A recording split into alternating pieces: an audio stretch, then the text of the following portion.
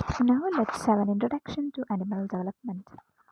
The concept of an embryo is a staggering one, and forming an embryo is the hardest thing you will ever have to do.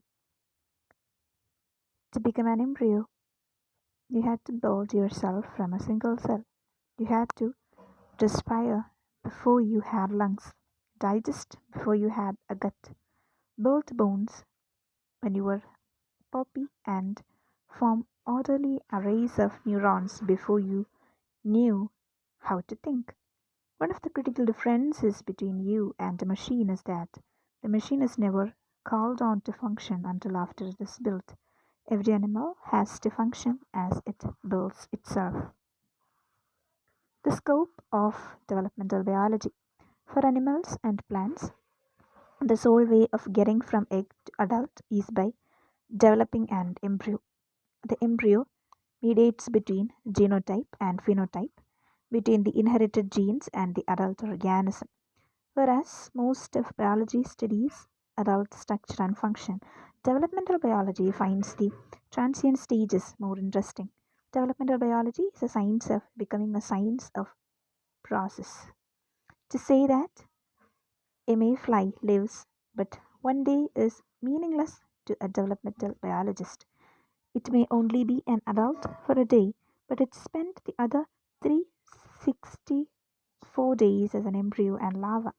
The questions asked by developmental biologists are often questions about becoming rather than being about being. So to say that XX mammals are usually females and XY mammals are usually males does not explain sex determination to a developmental biologist. The developmental biologist wants to know how the XX genotype produces a female and how the XY genotype produces a male. Similarly, a genetist may ask how globin genes are transmitted from one generation to the other, and a physiologist might ask about the function of globin in the body. But the developmental biologist asks it how it is that the globin genes become expressed only in red blood cells and how they become active only at certain times in development. We do not know the answers yet. So, developmental biology is a great science for people who want to integrate different levels of biology. We can take a problem and study it on the molecular and chemical levels, how the globin genes transcribed and how do the factors activating their transcription interact with one another on you know on the DNA, on the cellular and tissue levels, which cells are able to make globin, and how does globin mRNA leave the muscle or leave the nucleus? Leave the nucleus. On the organ and organ system levels, how do the caterpillars form in each tissue, and how are they instructed to branch and connect? And even at the ecological and evolutionary levels, how do differences in globin gene activation enable oxygen to flow from mother to fetus, and how do environmental factors trigger the differentiation of more red blood cells? Developmental biologists can study any organism and any cell type. Developmental biology is one of the fastest growing and most exciting fields in biology. Part of the excitement comes from its subjective matter, for we are just beginning to understand the biological mechanisms of animal development. Another part of the excitement comes from the unifying role that developmental biology is assuming in the biological sciences. Developmental biology is creating a framework that integrates molecular biology, physiology, cell biology, anatomy, cancer research, neurobiology, immunology, ecology, and environmental biology along with evolutionary biology. The study of development has become essential for understanding any other area of biology. Major problems of developmental biology. Developmental biology accomplishes two major functions. It generates cellular diversity and order within each generation, and it ensures the continuity of life from one generation to the next. Thus, there are two fundamental questions in developmental biology.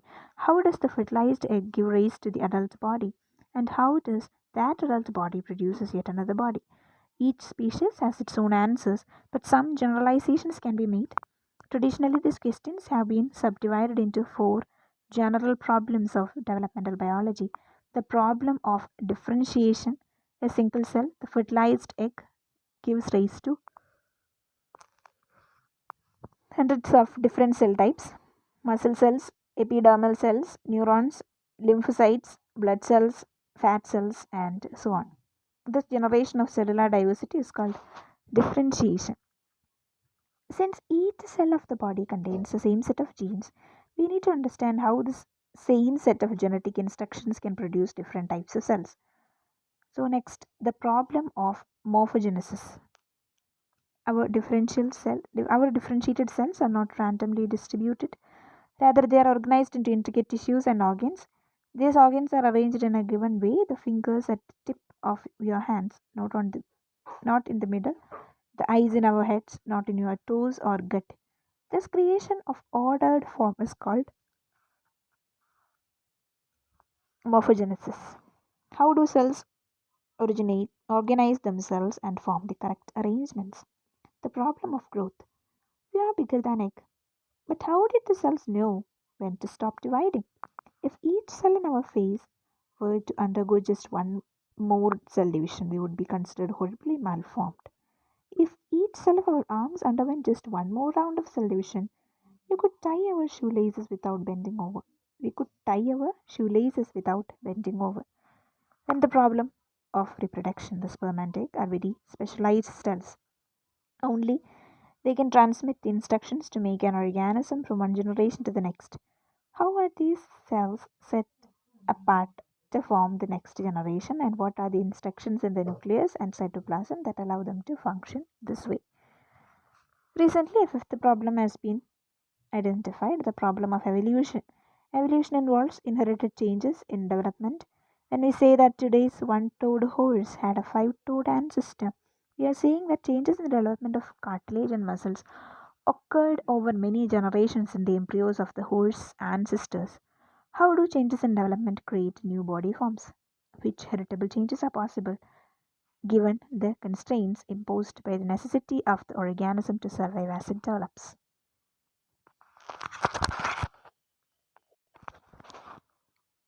The next topic: the stages of animal development. According to Aristotle, the first major embryologist known to history, science begins with wonder. It is owing to wonder that people began to feel,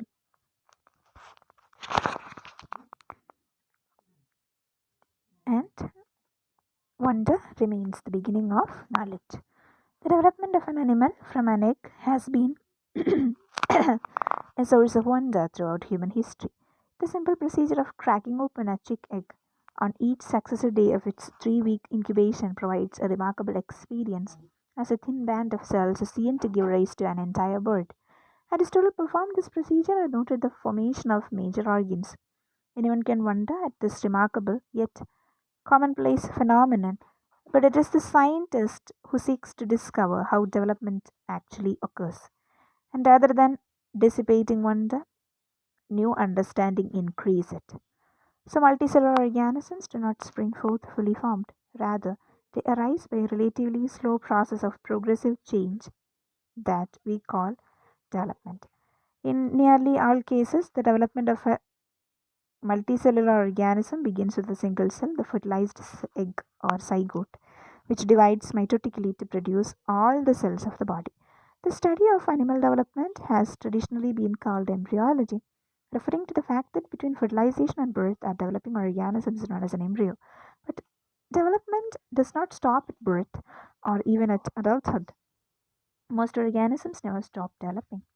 Each day we replace over a gram of skin cells, the older cells being started off as we move, and our bone marrow sustains the development of millions of new erythrocytes every minute of our lives. Therefore, in recent years, it has become customary to speak of developmental biology as the discipline that studies embryonic and other developmental processes. The major features of animal development are very important. The life of a new individual is initiated by the fusion of genetic material from the two gametes, the sperm and egg. This fusion, called fertilization, stimulates the egg to begin development. The subsequent stages of development are collectively called embryogenesis. Throughout the animal kingdom, an incredible variety of embryonic types exist, but most patterns of embryogenesis comprise variations in four themes. Immediately following fertilization, cleavage occurs. Cleavage is a series of extremely rapid mitotic divisions wherein the enormous volume of zygote cytoplasm is divided into numerous smaller cells. These cells are called blastomeres, and by the end of cleavage, they generally form a sphere known as blastula. After the rate of mitotic division has slowed down, the blastomeres undergo dramatic movements wherein they change their positions relative to one another. The series of extensive cell rearrangements is called gastrulation. As a result of gastrulation, the typical embryo contains three cell regions called germ layers. The outer cell, the ectoderm, produces the cells of the epiderm and the nerve system, and the inner layer, the endoderm, produces the lining of the digestive tube and its associated organs, pancreas, liver, lungs, etc. And the middle layer, the mesoderm, give rise to several organs: heart, kidney, gonads, connective tissue, bone, muscles, tendons, blood vessels, and the blood cells. Once the three germ layers are established, the cells interact with one another and rearrange themselves to produce tissues and organs. This process is called organogenesis. In vertebrates, organogenesis is initiated when a series of cellular interactions causes the mid-dorsal ectodermal cells to form the neural tube. This tube will become the brain and spinal cord. Many organs contain cells from more than one germ layer, and it is not unusual for the outside of an organ to be derived from one layer and the inside from another. Also, during organogenesis, certain cells undergo long migrations from their place of origin to their final location.